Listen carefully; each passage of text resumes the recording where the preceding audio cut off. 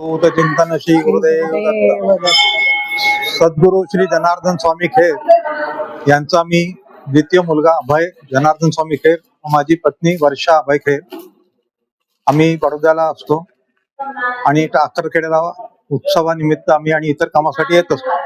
स्वामी इथे टाकरखेड्याला येत असत तेव्हा इथे बुवा दादा महाराज म्हणून गृहस्थ होते. त्यांच्याकडे ते पडकं मंदिर होतं. तर त्यांना जनार्दन स्वामी, वासुदेवानंद सरस्वती आणि अक्कलकोट स्वामी हे गप्पा मारताना दिसायचे पहाटे ते उठल्यावर. त्यामुळे त्यांना असं वाटलं की हे कोणीतरी साधू संत आहेत, पण हे खरोखर चांगलेत का की असे लुबाडणारे वगैरे असे आहे. म्हणून त्यांनी तपास केला 1 वर्षभर. मग ते त्यांना पटल्यावर त्यांनी माझ्या वडिलांना म्हणजे जनार्दन स्वामींना 2 एकर दत्त मंदिरासकटची जागा दान म्हणून दिली. बुवादादा महाराजांचे एक शिष्य होते विकार महाराज पांढरकर. तेव्हा बुवादादा नव्हते, विकार महाराज पांढरकरनी हे दिलं. आणि बुवादादा महाराज सुद्धा गुजरात लिंबडीहून आले होते आणि ते आल्यावर रस्त्यात त्यांच्या डोळ्यात बाबळीचे काटे गेले, त्या आंधळे झाले होते. पण इथे तपश्चर्या केल्यावर त्यांना पुन्हा दृष्टी आली आणि ते सुद्धा मोठे संत झाले. तर जनार्दन स्वामींनी हा आश्रम स्थापना केल्यावर हळूहळू त्याची ऊर्जित अवस्था आली आणि खूप चांगलं बांधकाम केलं. वडिलांना नोकरीत असतानाच दत्तप्रभूंनी अंगुष्ठ रूपात दर्शन दिले आणि त्यांच्या भ्रूमध्यामध्ये पाय ठेवले आणि माझे वडील 15 दिवस समाधी अवस्थेत होते. अगदी कापसाच्या बोळाने पाणी किंवा दूध प्यायचे. अगदी कमी जेवण तर नव्हतंच, पण अशा परिस्थिती मी पाहिलेलं आहे. मग अक्कलकोट स्वामी त्यांच्या स्वप्नात आले आणि म्हणे, जनू तू काय करतोय, असा घरात काय बसून आलाय, लोक तुझी वाट पाहतात आणि त्यांचं कल्याण कर, त्यांना निरोगी कर. म्हणे मी कसा जाणार. म्हणून वडील म्हणे माझी मुलं शिकतात, आमची परिस्थिती बरोबर नाही, तर मी कसा जाऊ. तेवढं स्वामी ऐकून निघून गेले. मग एकदा प्रत्यक्षात आले आणि स्वामी म्हणे काय चाललंय, तू का निघत नाही, तुझा संसार तू करतो का. काही नाही, आता नोकरी सोड आणि कामाला लाग. मग वडिलांनी 1 महिन्यानी नोकरी सोडली आणि त्यांनी मग कामाला सुरुवात केली. पुढे हळूहळू लोकांना अनुभव येत गेले आणि वडिलांचं कार्य सुरू झालंय. वडिलांनी मग दीक्षा द्यायला सुरुवात केली. स्वामींनी सांगितल्याप्रमाणे शिष्य परिवार वाढत गेला आणि माझे वडील जे कोणी गरीब शिष्य होते, परिस्थिती बरोबर नाही, त्यांच्या मुलांना शिक्षणासाठी पैसे दिले, काही मुलींच्या लग्नासाठी सोनं दागिने दिले. असे वडिलांचं म्हणजे कोणाला न लुबाडता त्यांनी जो उभा केला शिष्य परिवार, त्यामुळे लोकांचा खूप विश्वास आहे. आजही लोक सानंद अश्रूंनी त्यांचं गुणगान गात असतात आणि इथे येत असतात. आणि त्यांची ही मती पुढे चालू राहावी, सगळ्यांनी मदत करावी अशी आमची इच्छा आहे. आणि मग आम्ही वडिलांचा जो हा उद्देश होता सेवा व्हावी, त्यामुळे आम्ही परमहंस सद्गुरू श्री जनार्दन स्वामी खेर चॅरिटेबल ट्रस्ट याची स्थापना केली.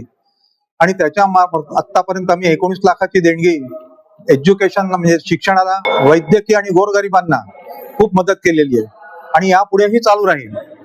आणि आता शताब्दी महोत्सव सुरू होणार आहे, त्यानिमित्त आमचे प्रोग्राम आता डिक्लेअर होतील, हे आम्ही पुढे सांगूच. जनार्दन स्वामींनी म्हणजे मी त्यांना आम्ही लग्नानंतर, लग्नाच्या आधी पण मी त्यांचे अनुग्रह घेतलेलाच होता, पण लग्नानंतर आम्ही त्यांना आप्पाच म्हणायचो. आणि बरंच ते जेव्हा घरी यायचे तेव्हा सेवा हे ते सगळं लोक सगळे शिष्य यायचे, बरीच त्यांची आम्ही सेवा करायचो. आणि कुठलंही काम करायचं असेल तर त्यांचा मार्गदर्शन घेऊनच आम्ही ते काम करायचो. नंतर असंच आम्ही एकदा शिर्डीला चाललो होतो, म्हणजे पुण्याला जात होतो, पुण्याहून येत होतो शिर्डीला. तर शिर्डीपर्यंत पोहोचलो आम्ही आणि मग तिथे त्यांनी जिथे देह सोडला होता तिथे आमची खूप इच्छा होती दोघांची की आम्हाला त्यांना ती जागा बघायची आहे.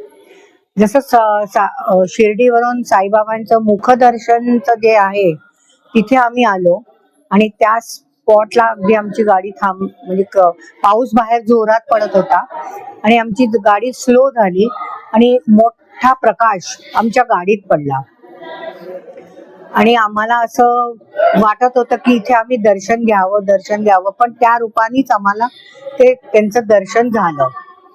आणि त्याच्यानंतर आम्ही पुढे गेलो तर पुढे सगळा अंधार होता, पण तेवढ्याच भागात आम्हाला ते दर्शन झालं त्यांचं. आणखी एक सांगायचं असं की माझा मुलगा शिकत होता दुसऱ्या वर्षात इंजिनियर. तर माझे वडील म्हणे की आमच्या गुरु परिवारातील एखादी मुलगी तुला बायको म्हणून करू का? तर मुलगा म्हणाला की मी अजून शिकतोय, नोकरी नाही, तर आत्ता काही नाही.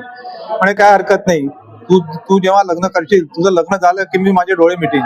हो. आणि त्यांनी आधी सांगितलं होतं की मी शिर्डी जवळच माझा देह सोडीन. स्वामींनी सांगितलंय मी रस्त्यात चेंगरून मेलो तरी चालेल, पण लोककल्याणाचं काम थांबवणार नाही. माझ्या मुलाचं लग्न झाल्यावर त्यांनी 9व्या दिवशी देहत्याग केला. आणि त्या दिवशी महत्वाचं म्हणजे भीष्म द्वादशी होती. भीष्मद्वादशी. जसे भीष्मांनी प्रतिज्ञा केली तसं वडिलांनी प्रतिज्ञा करून त्यांनी त्यांचा देह कार्य संपवलं. आजही ते अनंतात पुष्कळ काम करत आहेत. सगळ्यांची त्यांच्यावर कृपा राहो ही त्यांच्याच चरणी प्रार्थना. अवधूत चिंतन श्री गुरुदेव दत्त.